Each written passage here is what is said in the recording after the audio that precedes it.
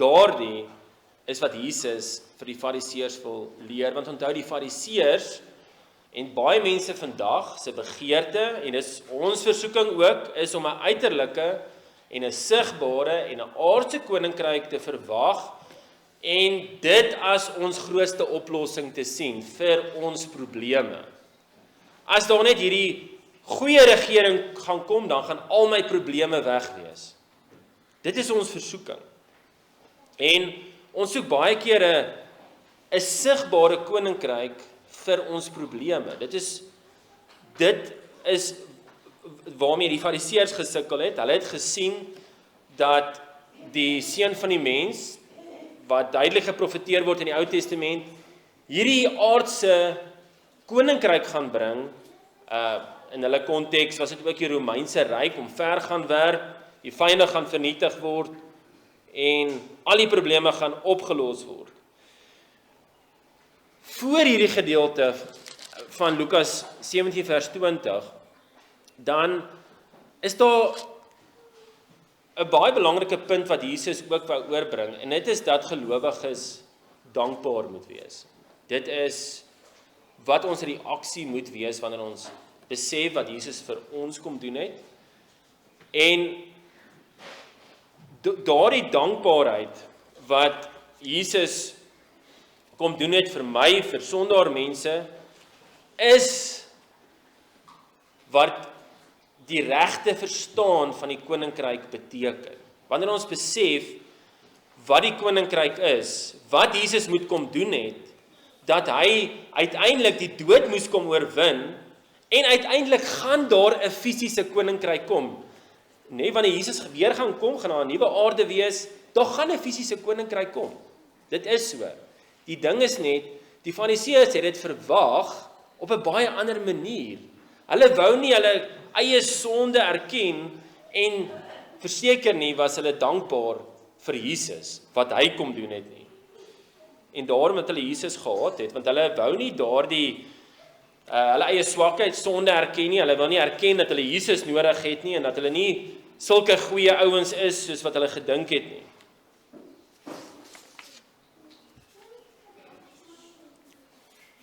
Maar Jesus is duidelik, hy gaan terugkom. Hy moet eers ly, en hy moet deur die Jode verwerp word, dan sal hy kom, en die vraag is dan, die fariseërs, hierdie tema van die koninkryk van God, hoe hulle dit verstaan het, was baie prominent in hulle gedagtes, en hulle het selfs vir Jesus het gevra, wanneer kom hierdie koninkryk, en Jesus sê baie duidelik, ons gaan nie die tyd ken nie, dit gaan skielik kom. En hoe gaan hierdie omstandighede wees voor Jesus se wederkoms daar gaan plaasvind? As Jesus weer kom, gaan daar hierdie klimaatkrisis wees waar mense basies uitgewis gaan wees? Gaan mense nou in grotte en in bankers onder die grond moet gaan bly, sodat ons net nie verwoes word nie? Moet ons op 'n ander planeet gaan bly? Is dit die uitkoms? Nee, dinge gaan redelik normaal aangaan. Dan gaan Jesus terugkom. En Jesus gaan skielik kom. En hierdie skielike koms, en dit is die punt van hierdie stuk, hierdie skielike koms van Jesus maak die noodsaaklikheid om gereed te wees vir sy koms soveel dringender. Want dit gebeur skielik. Ek wil dit kan oor 10 minute gebeur. Dit kan oor 5 minute gebeur. Dit kan oor 'n minuut gebeur. Ons weet nie. Dit is hierdie een term wat die fariseërs nie lekker verstaan het nie, is die term die seun van die mens. Die seun van, kyk, ons verstaan die seun van God, Jesus, hy is die tweede persoon van die drie eenheid, seun van God, ons verstaan dit. Seun van die mens beteken hy was ook mens. En die fariseërs het dit heeltemal anders te ingekleer as wat die skrif ons leer. Een van die klassieke gedeeltes as jy met 'n Jood ooit wil gesels wat natuurlik teen Jesus is in die Nuwe Testament, is om Jesaja 53 met hom te lees en sonder om dit te noem, en miskien ken jy daar sulke voorbeelde van mense wat Dan lees hulle Jesaja 53 sonder om te sê dis Jesaja 53 en dan lees hulle dit en dan sal van die reaksies wees, maar jy kan nie uit die Nuwe Testament uit lees nie, want daar praat dit van die lydende dienskneg, die seun van die mens wat gaan ly vir sondaar mense. En dit is buite die Fariseërs se verwysingsraamwerk gewees. Heeltemal. Hierdie term, seun van die mens, is 'n baie belangrike term in die boek Lukas, want dit kom 25 keer voor. Die meeste van al die ander boeke in die Nuwe Testament. Hierdie seun van die mens is waarvan Daniël 7 getuig het. In Daniël 7 vers 13 dan sê dit: Ek het gesien in die nagesigte en kyk met die wolke van die hemel, het een gekom soos die seun van 'n mens, en hy het gekom tot by die oue van dae, en hulle het hom nader gebring voor hom. En aan hom is gegee heerskappy en eer en koningskap. So jy kan sien, hy het goddelike eienskap, hy word dit gegee. En al die volke en nasies en tale het hom vereer. Sy heerskappy is 'n ewige heerskappy, wat nie sal vergaan nie, en sy koninkryk een, wat nie vernietig sal word nie. Jesus is die seun van die mens. Hy is die mens, wat ook self God is, wat 'n besondere taak gekry het, om mense te kom red. Die ding is, as hy maar net mense kom red het van 'n slegte regering, dan was dit so 'n hartseer redding, want dit is baie tydelik, dan gaan jy in elk geval doodgaan, en wat gaan met jou gebeur nadat jy dood gegaan het? Ek wil, daai Jode in Jesus se tyd, Fariseërs, wat Jesus verwerp het, hulle het ook dood gegaan. So wat het gehelp dat hulle na hierdie koninkryk sou hê, wat amper 'n perfekte aardse koninkryk sou wees? Dit sou nutteloos gewees het, want uiteindelik moet hulle voor die gereg van God staan. Maar nee, Jesus, die seun van die mens, 1 Johannes 4 vers 14, wat was sy taak? Die Vader het die seun as verlosser van die wêreld gestuur. Die Fariseërs het oor Jesus gestruikel. Hy was 'n baie groot probleem vir hulle, omdat hulle wettiese en vleeslike fokus die nederigheid en lyding wat die rol van die Messias moes inneem, verwerp het. Hulle het slegs hierdie krygsman figuur sonder die kruis verwag en hulle wou dit so gehad het. En onthou, as mens kyk na Exodus 15, dan praat dit daarvan Jesus is 'n krygsman. So Jesus is 'n krygsman, dit is so. Maar hy's ook die lydende dienskneg, dis albei. En gewoonlik die grootste valse leer, as jy kyk na 'n valse leer, is dit gewoonlik wanneer daar nie onderskeid getref word nie. So die ouens sal net sê Jesus is net 'n krygsman. Of hulle sal sê hy's net 'n lydende dienskneg. En dit is nie so nie. Die skrif is nie so eenvoudig nie. As jy kyk na die twee nature van Christus, Jesus is God en mens. Dis nie hy's net God nie en hy's ook nie net mens nie. En daai konsep is baie belangrik. Want ons moet heeltyd onderskeid tref, heeltyd. Die skrif kan nie lieg nie, God kan nie lieg nie. So wanneer hy twee goeders openbaar en hy sê ons moet vashou na albei, moet ons in hulle albei vashou, want as ons dit nie doen nie, dan sit jy met hierdie Fariseërs se manier van dink. Jesus is 'n krygsman, net 'n krygsman, en hy gaan almal kom uitwis, en dan is hulle vir ewig verlore. Want hulle het nie 'n lydende dienskneg wat hulle bely dat daai lydende dienskneg vir hulle sondes kom sterf het nie.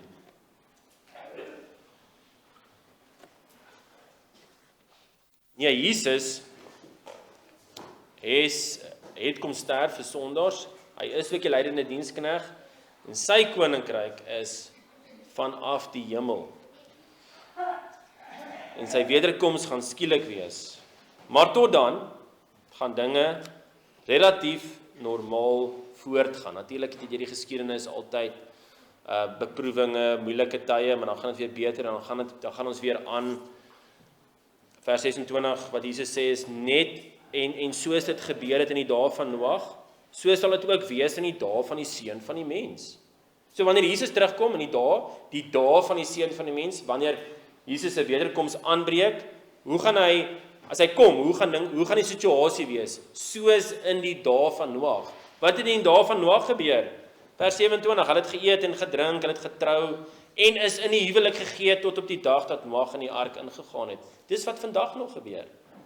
Mense kuier, ons gaan nie weggaan, ons gaan miskien bietjie gaan rus en miskien woon jy 'n troue volgende week by en elke dag eet jy, ons gaan net normaal aan. Terwyl hierdie normaal aangegaan het in die tyd van Noag, het Noag gepreek. Hy was die prediker van geregtigheid. Hy was 'n prediker, hy het vir die mense gewaarsku, hy het gesê, onthou, hier kom oordeel. En hy het dit in 'n mate gewys ook vir hulle, nee, hy het begin 'n ark bou, baie vreemd, bedroë land, mense het nog nie reën geken nie, so hulle moes hom gespot het, maar hy het vir hulle gesê, onthou net, wat hier aan die gang is ek bou, want die Here gaan oordeel.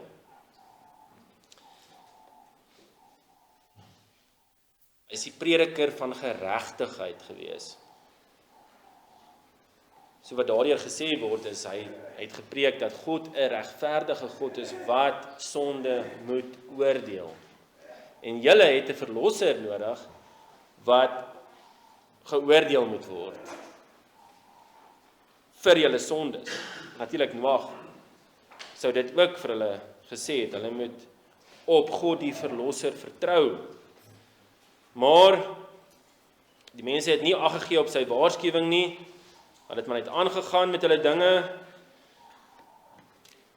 en toe was die oordeel skielik gewees. Hulle het nie genoeg tyd gehad om hulle eie ark te bou nie, en die sonvloed het gekom en almal vernietig, vers 27, almal is skielik vernietig, dit het begin reën, mense is onkant gevang, dit was te laat, net Noag en sy gesin is gered. En wat weer eens hier belangrik is mense kan begin lees en sê, wag, dis verkeerd dat die ouens nou geëet en gedrink en getrou het, want ek wil is vernietig. Maar dan moet mens weer eens kyk na die res van die skrif, in terme van, wat leer die skrif? Is dit die eet en die drink en die trou wat verkeerd is, of is dit dat ons daardie aktiwiteite verkeerd gebruik? 1 Korintiërs 10 vers 31, of julle dan eet of drink of enigiets doen alles tot verheerliking van God. Prediker 3 vers 12 en 13. So het ek dan ingesien dat daar niks beter is onder hulle is nie, as om bly te wees en om goed te doen in die lewe, en ook dat elke mens eet en drink, en die goeie geniet by al sy moeitevolle arbeid, dit is 'n gawe van God. Prediker 5 vers 18 en 19. Kyk, wat ek as 'n goeie ding gesien het, wat voortreffelik is dat iemand eet en drink en die goeie geniet vir al sy arbeid waarmee hy hom vermoei het onder die son, gedurende die getal van sy lewensdae wat God hom gee, want dit is sy deel, ook vir elke mens aan wie God rykdom en skatte gegee het, en wat hy in staat gestel het om daarvan te eet en sy deel te neem en om te verheug by sy moeitevolle arbeid.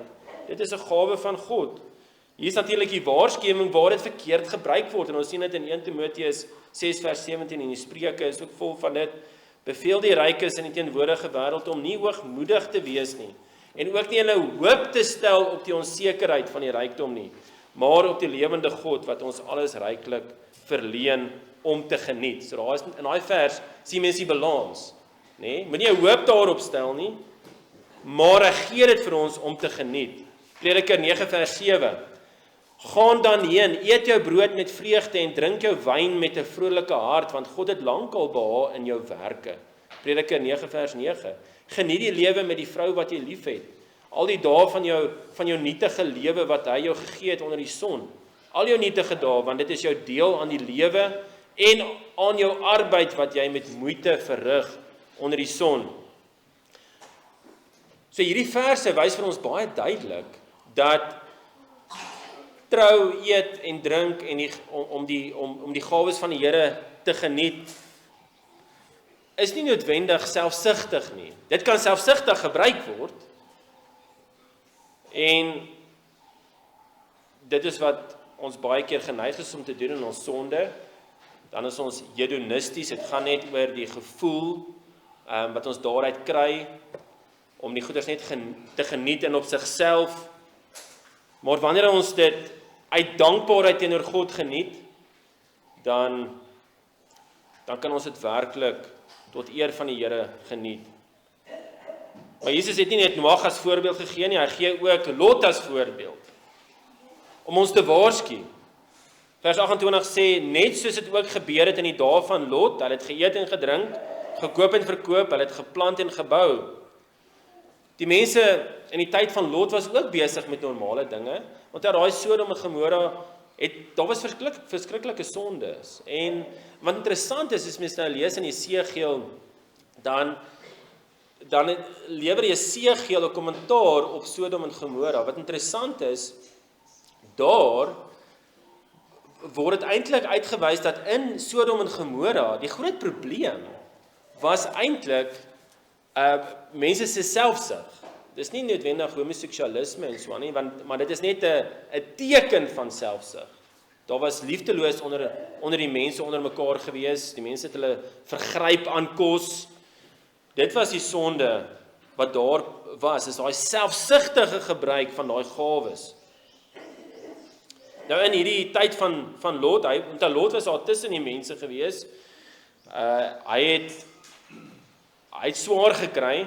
2 Petrus 2 vers 7 sê, hy het hom baie gekwel oor die losbandige lewe van die sedelose mense, want deur wat hy gesien en gehoor het, die regverdige man, so hy word regverdig genoem, hy is deur God regverdig verklaar, omdat hy self dan in Jesus geglo het, wat onder hulle gewoon het, dag vir dag sy regverdige siel gepynig oor hulle wettelose werke. So hy het swaar gekry daar, en mens kan natuurlik sê, hy moes in meer gehoorsaamheid, moes hy uitgetrek het en uitgewyk het.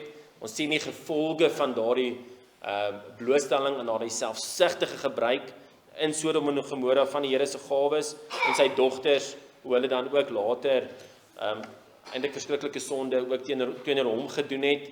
Maar hoe het ook al sy, Lot het swaar gekry en hy het selfs daai engele wat hom kom waarsku het, probeer beskerm, maar die mense het geen ag op Lot gegee nie.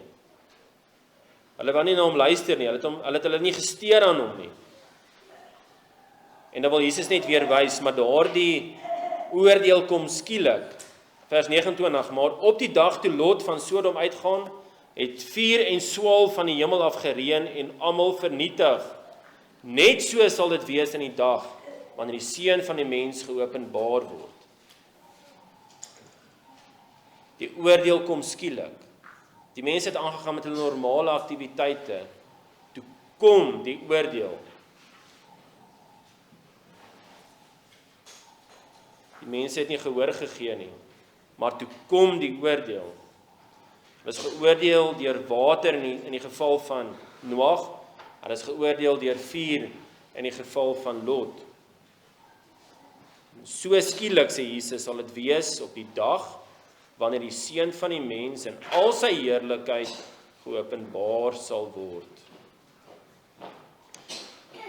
En hierdie skielike koms van Jesus gaan so skielik wees dat daar gaan nie 'n oomblik wees van, ek besef nou eintlik my probleme en my sonde en my rebellie, ek gaan nou bekeer na Jesus toe nie, want ek sien nou hierdie werklikheid van hierdie groot probleem waarmee ek sit, ek is onder die oordeel van dit gaan te laat wees. Dis nou die tyd. En Jesus gaan verder en hy wys die skielikheid van hierdie oordeel in vers 31. In daardie dag moet hy wat op die dak sal wees, terwyl sy huisraad in die huis is, nie afkom om dit weg te neem nie. Daar gaan nie tyd wees nie. Daar gaan nie tyd wees om te verander en te bekeer nie. En so ook moet hy wat op die land sal wees, nie omdraai na wat agter is nie. Dit gaan te skielik wees. Want die fokus is skielikheid van Jesus se wederkoms. Wat môre kan wees. Die parallelle gedeeltes waar die verse amper net so voorkom in die res van die Nuwe Testament, is nie van toepassing op Jesus se wederkoms nie.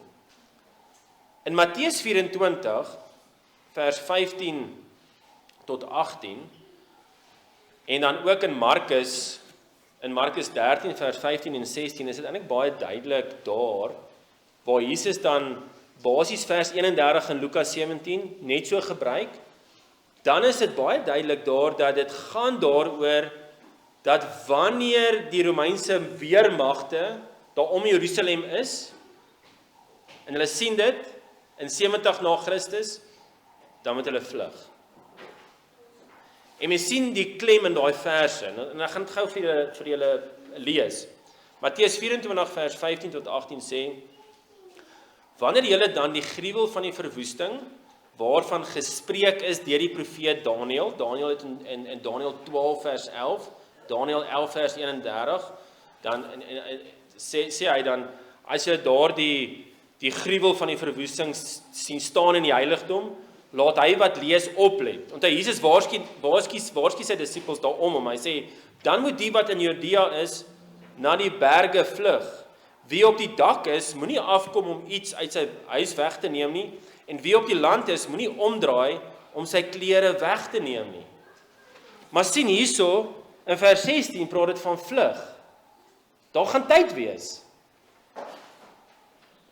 As jy sien die Romeinse soldate staan dan, hulle gaan Jerusalem vernietig. Julle gelowiges wat in my glo, vlug vir julle lewe. Dis wat die mense moes hoor in Matteus 24. Hierso in Lukas 17 is ander gebruik. Hier gaan dit oor skielik, daar's nie tyd nie. Daar's geen ontvlugting nie. In die gedeelte van Lukas is die opsie van om te vlug heeltemal buite die kwessie. Daar is nie eens so 'n opsie nie. So wat is die implikasie van vers 31? Jesus se koms is skielik. En die enigste gepaste reaksie is om met oorgawe Jesus te glo. Om te glo dat jy 'n sondaar is en dat die seun van die mens vir jou sondes kom sterf het. En so oorgawe moet bo alle aardse besittings geplaas word. Nou gee Jesus nog 'n voorbeeld. En dit is nog 'n voorbeeld as waarskuwing aan ons. Onthou as ons nou vers 32 lees, dan sê dit, dink aan die vrou van Lot. Hoekom sê daai vers, dink aan die vrou van Lot? Dit voel so 'n bietjie ongepas in 'n sin. Wat gebeur het was, in die tyd van Noag, in die tyd van Lot, en met Lot se vrou, is dat hulle het hulle verlossing, hulle vreugde, in hulle besittings gevind. Hulle het daarna verlang. Genesis 19 vers 17 en 26 praat van Lot se vrou. En toe hulle, die engele, dis nou Lot, sy vrou en sy dogters, na buite uitgelei het, sê hy, vlug vir jou lewe, moenie omkyk nie, en moenie ergens in die Jordaanstreek bly staan nie, vlug na die gebergte, dat jy nie omkom nie. En sy vrou het, en dis nou vers 26 van Genesis 19, en sy vrou het agter hom omgekyk, en sy het 'n soutpilaar geword. Die ergste wat hier gebeur het, is nie dat sy 'n soutpilaar geword het nie. Die grootste probleem hierso is dat sy vir ewig verlore is. Want sy het omgekyk, hoekom het sy na Sodom en Gomorra omgekyk? Dis nie nuuskierigheid nie, dis met verlange. Sy het terug verlang na daai besittings en na die lewe daar. Dit is wat gebeur het in die tyd van Noag en Lot. Dis die mense het die lewe so geniet en vasgekyk in die besittings van hulle harte het daarna geneig, dat hulle nie wou gehoor gee op die besittings nie. Selfs die waarskuwing kon hulle nie wegruk van daardie begeertes af nie. En daarom dat Jesus in vers 33 sê, en vers 33 gee eintlik 'n kommentaar dan op vers 32. Dink aan die vrou van Lot, en dit gee ook 'n kommentaar op die vorige verse van Noag en Lot. Hoor gou wat sê vers 33 van Lukas 17, en elkeen wat probeer om sy lewe te red, om sy lewe te behou, om jouself te red deur lief te wees vir geld en besittings en so aan, om daarin jou vreugde te vind, sal dit verloor. En elkeen wat dit verloor, wat daai begeertes prysgee, wat Jesus bely, hy sal dit behou, hy sal sy lewe behou.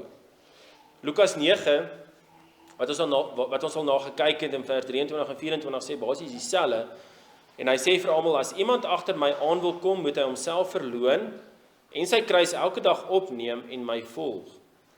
Want elkeen wat sy lewe wil red, sal dit verloor, maar elkeen wat sy lewe om my ontwil verloor, hy sal dit red.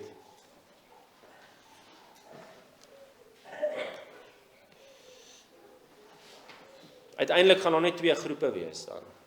Die wat gered is, die wat nie gered is nie. En dit gaan skielik gebeur. Vers 34. Wat dit baie duidelik wys, hier's twee groepe. Daar gaan net twee groepe wees. Die oordeel gaan skeiding bring. Vers 34 sê, ek sê vir julle, in daardie nag sal daar twee op een bed wees. Die een sal aangeneem en die ander verlaat word. Twee vroue sal saam maal, dit is 'n saamwerk, die een sal aangeneem en die ander verlaat word. Net vir interessantheid, vers 34 praat van in die aand, terwyl mense slaap. Vers 35 praat van mense wat werk in die dag. En dit is so, wanneer Jesus terugkom, gaan party mense mos die tye verskil oor die wêreld. So party mense gaan besig wees om te slaap, en party mense gaan besig wees om te werk. En as dit gebeur, gaan dit skielik gebeur. Dit is nie asof Jesus nou gaan wag tot 'n dag is vir die een groep en dan gaan hy kom en dan wag en hy, dis nie hoe dit gaan gebeur nie. Daar gaan geen waarskuwing wees nie. Die waarskuwing is die prediking. Dit is die waarskuwing.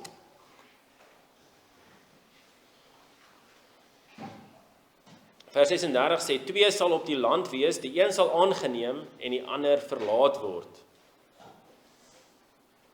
Wat beteken aangeneem? Wat beteken dat daar party mense aangeneem gaan word en party mense verlaat gaan word? So daar's twee groepe. Een gaan aangeneem word, een gaan verlaat word.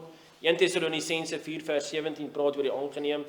Daarna sal ons wat in die lewe oorbly saam met hulle in die wolke weggevoer word, die Here tegemoet in die lug, en so sal ons altyd by die Here wees. Dis die wat deur die Here verlos is, die wat Jesus bely, die wat vir ewig by Jesus gaan wees. Dis hulle wat aangeneem gaan word. Wat beteken verlaat word? Want hierso sê dit ook, ander gaan verlaat word. Of soos dit in die Engels algemeen bekend staan as left behind. Daar's mos dink ek 'n film of iets oor hierdie konsep left behind. Dit beteken eenvoudig, mense gaan net verlaat word in die sin van hulle gaan nou oorgelaat word aan die oordeel. Hulle gaan geoordeel word. Matteus 13 vers 41 sê dit baie duidelik, die seun van 'n mens sal sy engele uitstuur en hulle sal uit sy koninkryk bymekaar maak al die struikelblokke en die wat die ongeregtigheid doen en sal hulle in die vuuroond gooi, daar sal geween wees en geknars van tande. Hulle sal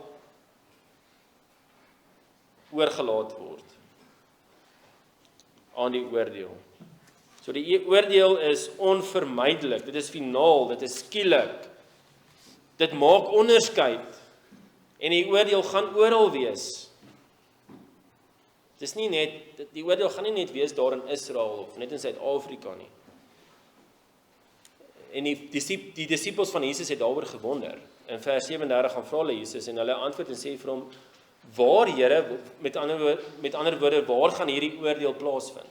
En dan sê Jesus vir hulle, waar die liggaam, en dit is beter om daai te vertaal met lijk, waar die lijk lê, daar waar mense dan dus geestelik dood is.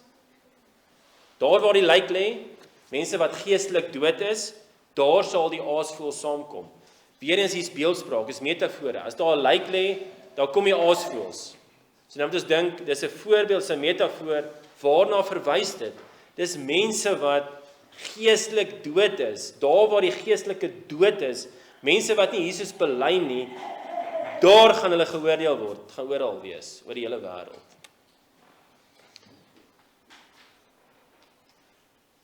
Jesus kom skielik. Dit is wat hierdie gedeelte ons leer. Nou is die tyd van bekering. As jy nie bekeer nie, dan bly jy geestelik dood en bly jy onder die oordeel. Dan word jy oorgelaat aan die oordeel. Maar net in Jesus is daar lewe vir ewig. En ons dank die Here daarvoor. Johannes 11 vers 25 en 26 sê Jesus, nadat hy Lazarus, hy gaan nou Lazarus opwek, en dan sê hy, ek is die opstanding en die lewe. Wie in my glo, sal lewe, al het hy ook fisies gesterwe. Nee? Al het hy gesterwe. En elkeen wat lewe en in my glo, sal nooit sterwe tot in ewigheid nie. Daardie is ons troos. En wanneer mens Jesus bely en dit glo en glo dat hy vir jou sondes kom sterf het, dan is die skielike koms van Jesus nie vir jou hierdie angswekkende, vreesaanjaende gedagte nie. Want dan kan ons sê, soos aan die einde van Openbaring, Here Jesus, kom gou, ons wil hê hy moet kom. So nou is die tyd van bekering, nou is die tyd dat ons die Here se koninkryk glo vir wat dit is en dit uitlewe. Kom ons bid saam.